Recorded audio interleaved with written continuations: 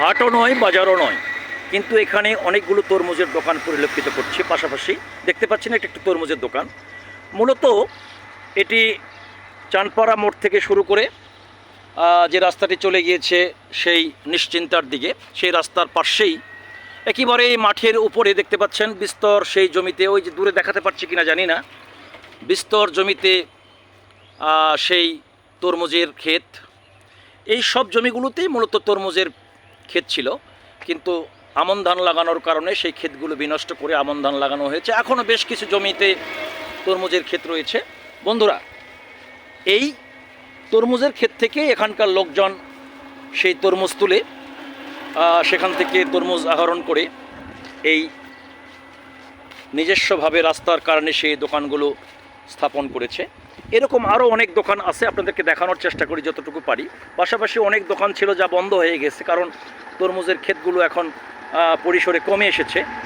সামনে আরেকটি দোকান আমি আপনাকে দেখাতে পারবো, আরও সামনে আরও কিছু দোকান রয়েছে। আসলে হাট বাজার কিছুই না, এখানে মূলত তরমুজের ক্ষেত থেকে নিজের মতো করে এখানকার আশপাশের কিছু লোক রাস্তার কার্নিশে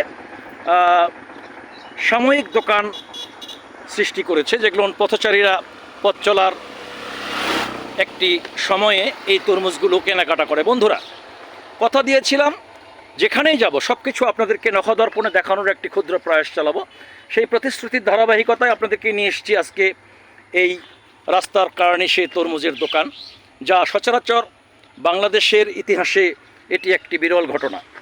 রাস্তার পাশে এখন কিছুই না, দেখেন দোকানপাট, বাজারঘাট, বাড়িঘর কিচ্ছু নাই, বিস্তর মাঠ, শুধু মাঠ আর মাঠ, ফাঁকা জায়গায়।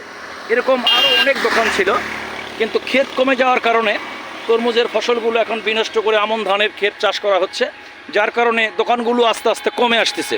এগুলো অস্থায়ী দোকান। আগামীতে যে আরও ছোট ছোট বক্সে তরমুজ রাখা আছে, পথচারীরা পছন্দ মতো এখান থেকে কিনবে, এখানে কেনাকাটা করবে। আরও দোকান ওইদিকে সামনে ছিল, যে বাঁশের বেড়া দেখা যাচ্ছে, দোকানগুলো বন্ধ হয়ে গিয়েছে। তো সময় যখন সিজন আসে, এরকম শত শত দোকান এই রাস্তার কারণে সে তরমুজের দোকান আমরা লক্ষ্য করতে পারি। তো বন্ধুরা, যা দেখাবার একটি ক্ষুদ্র প্রয়াস চালালাম। আগামী দিনে এমনি করে আরও নতুনত্বের কিছু সন্ধানে আপনাদেরকে সঙ্গে নেব।